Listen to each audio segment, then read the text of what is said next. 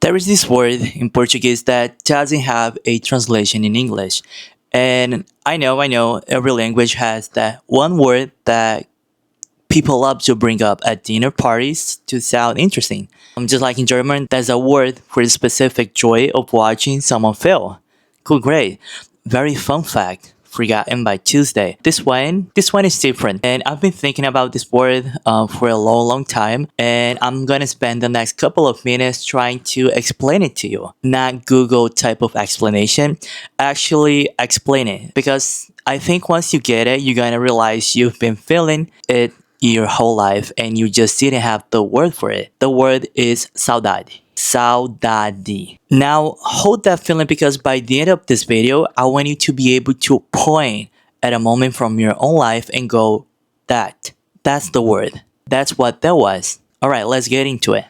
Now, if you Google Saudade, you're gonna get something like a deep emotional state of nostalgic longing for someone or something that one loves and which is absent. And sure, that is technically true. That's also like describing pizza, bread with toppings. Technically, also true, but doesn't explain why people lose their minds over a good slice.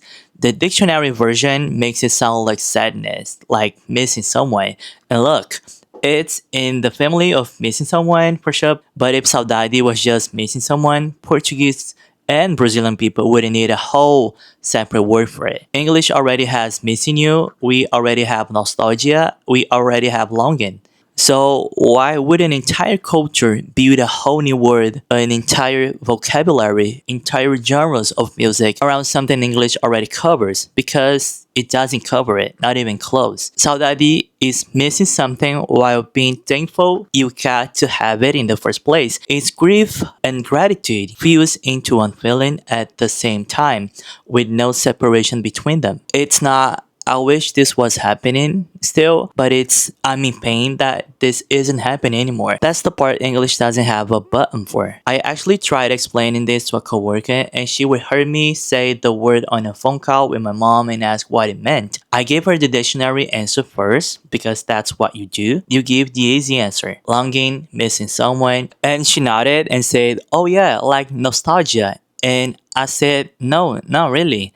And then I just sat there for like 30 minutes trying to find the next sentence because I realized I didn't actually have an English bridge to get her there. That's when it hit me how strange it is to grow up with a feeling that has a name in one language and just doesn't in another. Growing up knowing the word for a color that most people around you can't even see. And once you notice that, you start noticing it everywhere. You realize there are probably feelings you had your whole life that nobody's ever given a clear word for either in any language, and you've just been calling them by the nearest approximate word. The way you would call a color you don't have a name for it, kind of greenish, blue, it's close, it's not it. This entire video is basically me handing you one specific word back, fully loaded, so you stop settling for kind of greenish blue on this particular feeling. Quick bit of a background, and I kept this short because I'm not trying to turn this into a textbook on you. Saudade gets traced back centuries to the era of Portuguese sailors and explorers. Think about what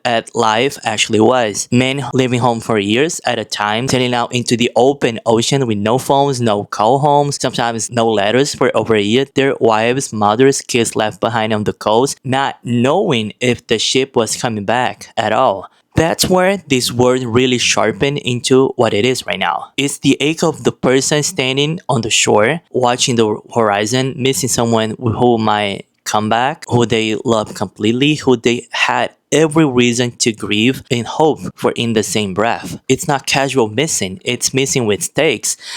Missing when you don't know the ending yet. And I think that roots is still in there, even now, even when we use the word for something smaller, like missing somewhere or in an old apartment, there's still that flavor of standing somewhere, looking out at something you can't reach anymore, holding love and uncertainty in the same place. Now let's bring this to the streets you actually recognize. That feeling when you walk past a building where you old apartment used to be, the one you had with your first roommate, the one with radiator that never worked right, and with the window unit AC that sounded like a helicopter taking off.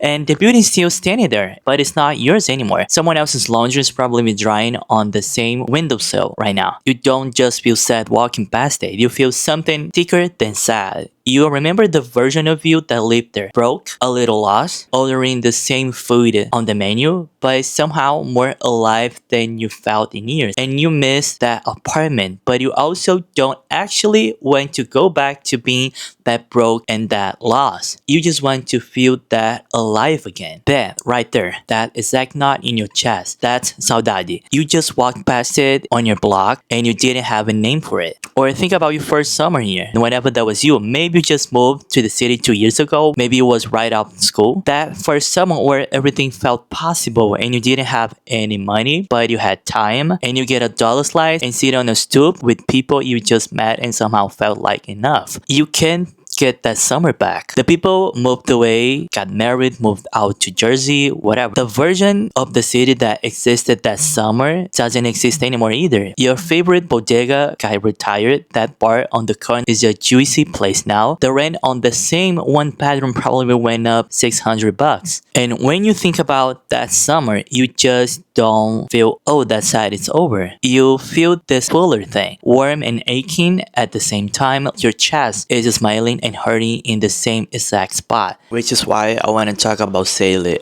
One thing I refuse to stress about when I travel, my phone. Because figuring out eSIM cards in a new country, finding a shop, waiting in line, hoping they speak English, that whole thing is a waste of whole afternoon. And the first afternoon somewhere is precious. You don't want to spend it in a phone store. So I've been using Saily. It's an eSIM app. You buy a data plan before you even leave home, and by the time your plan lands, you're already connected. No physical SIM card. No roaming charge showing up on your bill 2 weeks later. No wasted time figuring out on the ground. What I like about Saily specifically, they cover over 150 countries. The plans are flexible, so you're not paying for data you don't use, and the app is genuinely simple. You pick your destination, pick how much data you need, and you're done. It takes like 2 minutes. I've been to over 32 countries, and connectivity is the one thing that makes everything else easier. Maps, translations, booking things last minute. Saily just removes that friction completely. Link is in the description, and I have a discount code just for you. Try it on your next trip. Honestly, once you go eSIM, you don't go back.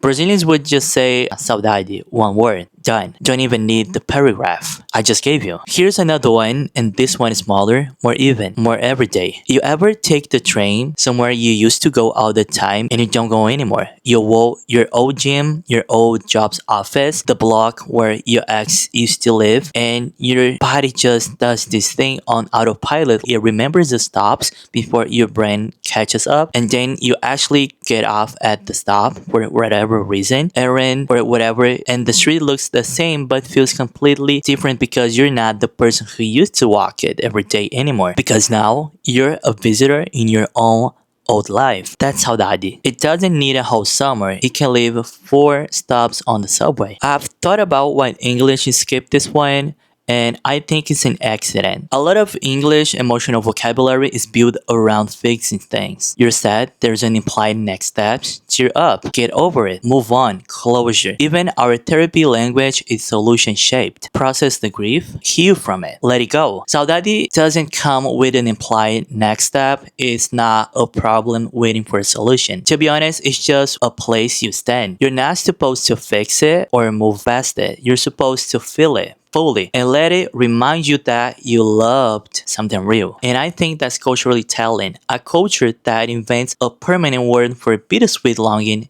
is a culture that is comfortable with sitting in a feeling instead of immediately trying to optimize it away. And listen, I love efficiency. I live in a city that runs on it. The subway doors don't wait for you. The city doesn't wait for you to catch your breath. Everybody's walking like they're late to something when they're not. There's something kind of beautiful about a word that refuses that pace. A word that says, no, actually sit this one a little longer. And I noticed this, especially with guys. Honestly, we're not really handed a lot of emotional vocabulary growing up beyond mad, fine, and hungry. So when something like this hits, that thick, complicated grief and love at once feeling, a lot of guys just label it weird or push it down or distract from it because there is no clean word sitting there ready to use. I think having the actual word changes that. It gives you somewhere to put the feeling instead of stuffing it down or numbing it out. And honestly, there's an American cousin of that energy too, if you think about it. That specific feeling you get from a slow song that was playing during summer that's over now, or a TV show theme song from where you were a kid. The one that makes you feel 100 things at once, even though it's literally just 8 notes. That's the same machinery. Different language, same writer. Even sports does this to people. You ever talk to someone who has been a Knicks fan the whole time through every rough season? This is finally our year. That wasn't. There's a version of Saudade in that too. Missing the team they used to be, missing a kid watching with their dad on a couch that doesn't exist in that apartment anymore, while also being weirdly thankful for every single one of those losing seasons because that's when the loyalty actually got built. Think about the last time you helped a friend move out of their apartment, not moving to a new place. You're standing in this room that's completely empty now, just walls and that weird outline on the floor where the couch used to sit. The paint is slightly less faded in that one rectangle. And you remember every single thing that happened in that room. The parts that got too loud, the nights somebody cried on the same exact floor you're standing on right now. The terrible first date that turned into the best relationship they ever had. Or the great first date that turned into nothing. And you're standing there in the empty room and your friend is taping up the last box and for a second neither of you says anything because what is there really to say? The room doesn't even look like itself anymore. It's just a box now, just four walls and a bad lighting waiting for the next person's life to fill it up. And you both just feel it. Not just sadness that is ending, something sticker, something that's also kind of glad it got to happen there at all. Nobody in that room has a word for what just passed between you, but now you do. Now, here's what I actually want you to take from this, and it's not just, hey, here's a cool word. Saudade not only exists because something good happened first. You don't get saudade for your old commute. Nobody's standing on a street corner aching with bittersweet longing for the F train being delayed at 8 a.m. You just don't get saudade for a bad job, a relationship that hurts you the whole way through, an apartment you hated. Saudade is reserved. It only shows up for things that matter, things that even with an ending were worth having. Which means, and this is the part that actually changed something in me, every time you feel that ache, that's actually proof. Proof that life has had real things in it. Real people, real summers, real meals at real tables with people who are gone now, or far now, or just different now. The ache is the receipt. It's the confirmation that it happened, that it was good, and that you were lucky enough to be there for it. A lot of times we treat that ache like a problem, like something to medicate, distract from, scroll past.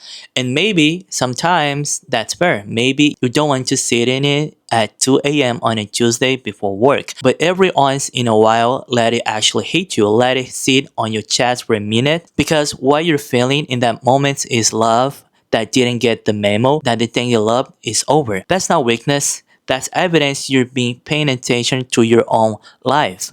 Here's the one thing I'd actually tell you to do.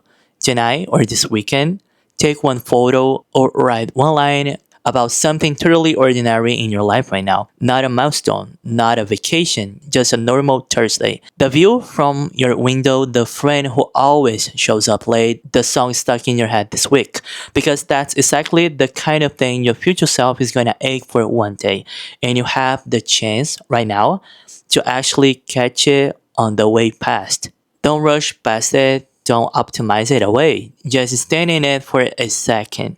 And then, if you can, go build something today that's gonna give future you a reason to feel it too. Now, I wanna know, is there a feeling like this in your language? Something English just doesn't have a word for? drop it in the comments. I genuinely want to read every single one, and I'll be here in the reply. I always do. And if this hits you somewhere, please subscribe to the channel. I do this every week on Unscripted Adulthood. Usually a version of me trying to figure it out live in real time. So maybe you don't have to figure it yours the hard way. Thanks for watching this video, and I'll see you in the next one.